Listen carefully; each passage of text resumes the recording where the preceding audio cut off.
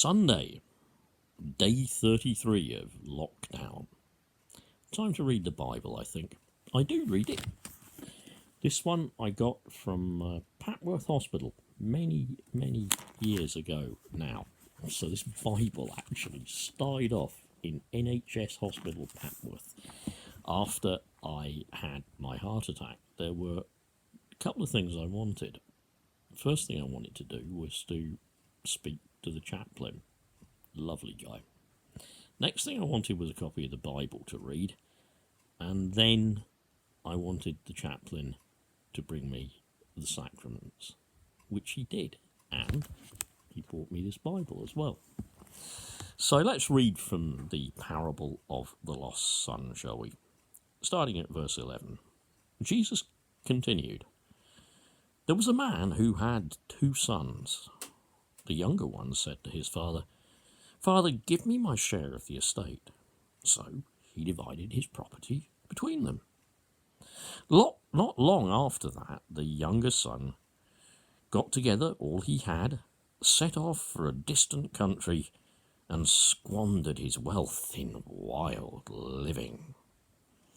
After he'd spent everything, there was a severe famine in that whole country, and he began to be in need.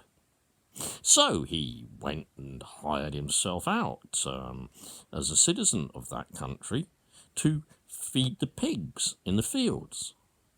He longed to fill his stomach with the pods that the pigs were eating, but no one gave him anything. Maybe Tories. When he came to his senses, he said, 'How many of my father's hired hands have food to spare? And here am I, starving to death. I will set out and go back to my father and say to him, Father, I've sinned against heaven and against you. I'm no longer worthy to be called your son.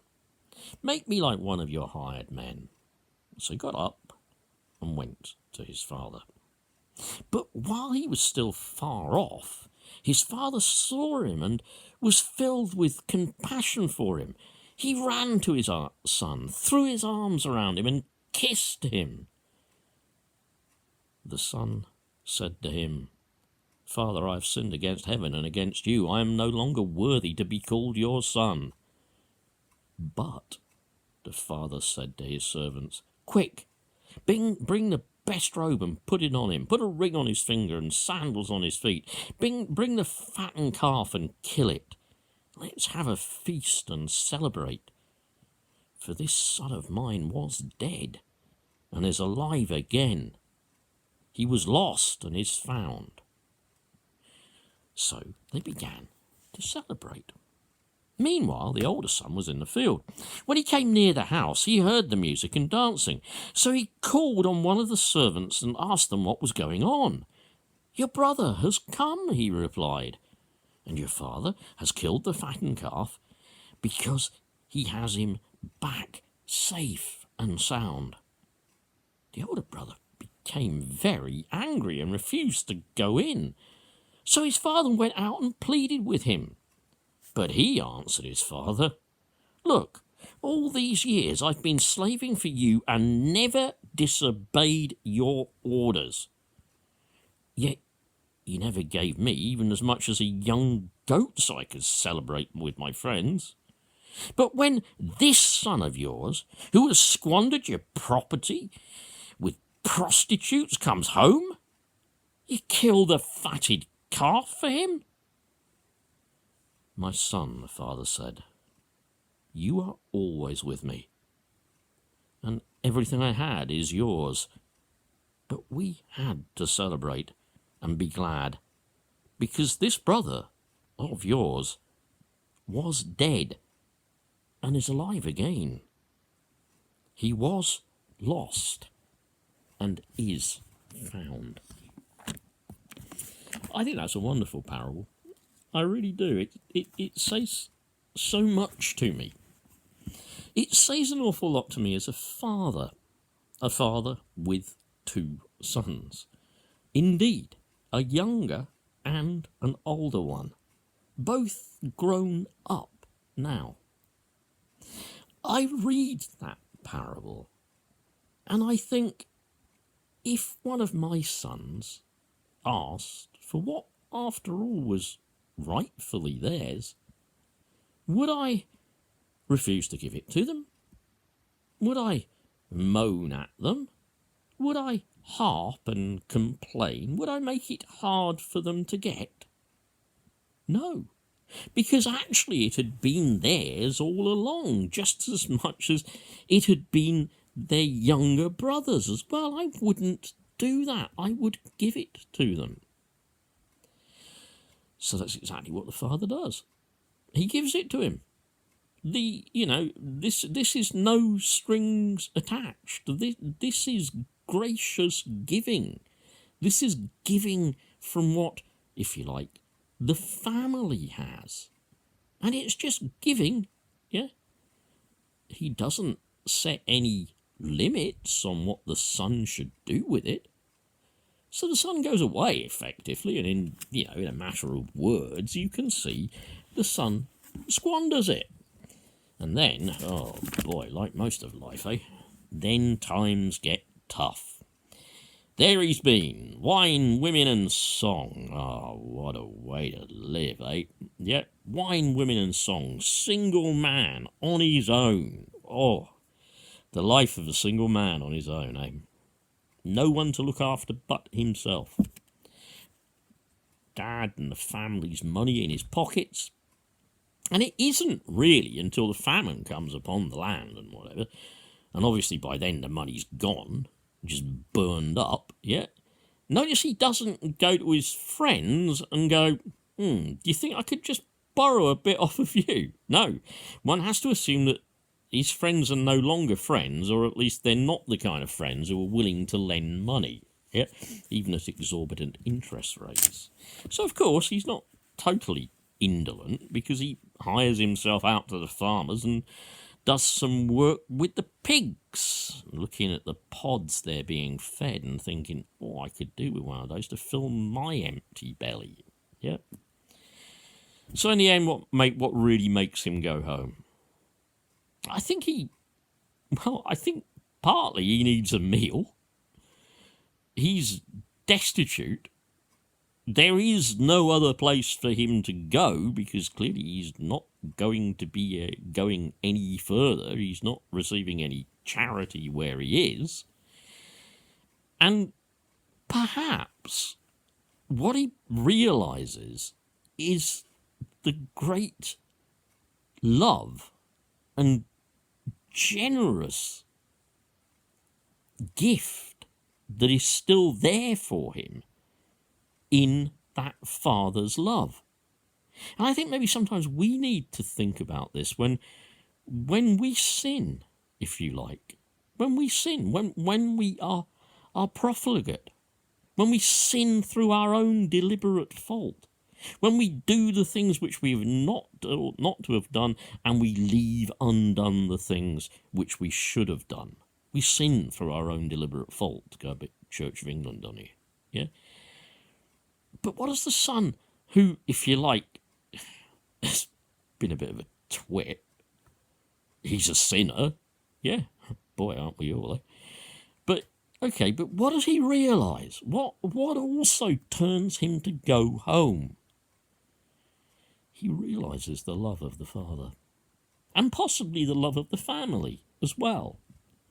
Now, we could go on and talk about the attitude and whatever of the younger brother, and you have to say you kind of sympathise with the younger brother a bit, don't you? The younger brother's there going, look, I've always been doing this with you. I've been working on your estate. I've been out there. I've been digging. I've been producing. I've been supporting the family, yeah? The father's answer to that is almost straightforward.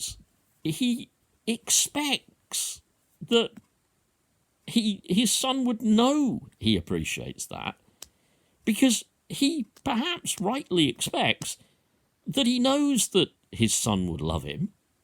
And as he knows that his son would love him, everything that is his son's as well. So he's not kind of angered But it's interesting that it uses the word plead.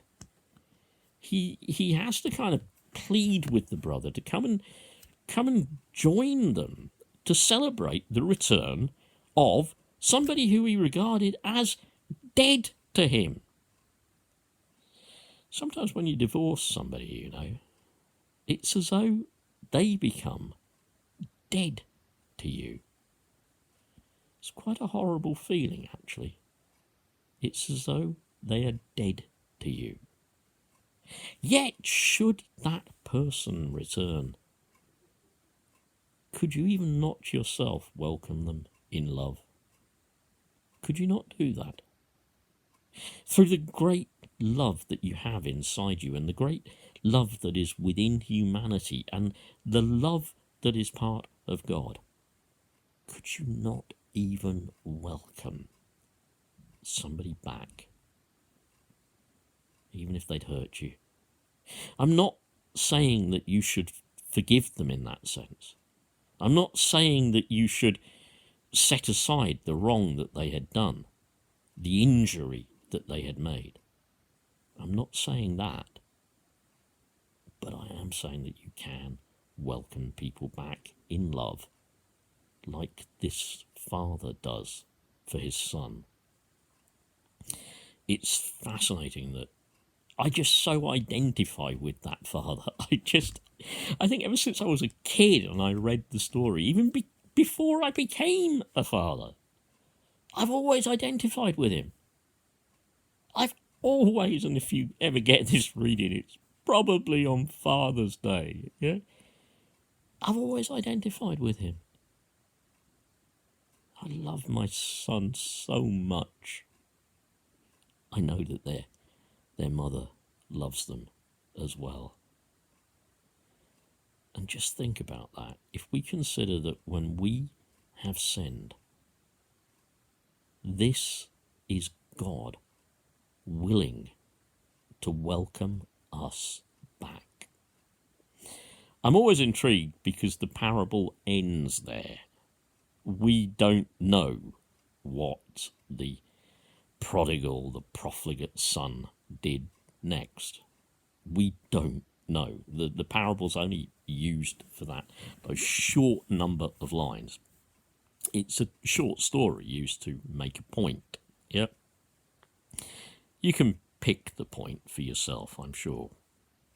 But wouldn't you want to know, I would want to know, what that son did next?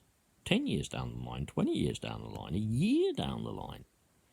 And how did that brother get on with that returned son? Was that relationship ever repaired? We don't know. That's one of the nice things sometimes about reading those things. They're just a kind of little snapshot, and they're not a full story. And they leave you asking questions. I think, even if you didn't believe in God, in all honesty, that story could still leave you asking some questions. That story could kind of still leave you with something good, even if you didn't believe in God. Well, that's me finished for today. Just under 15 minutes. And today has been specifically about that.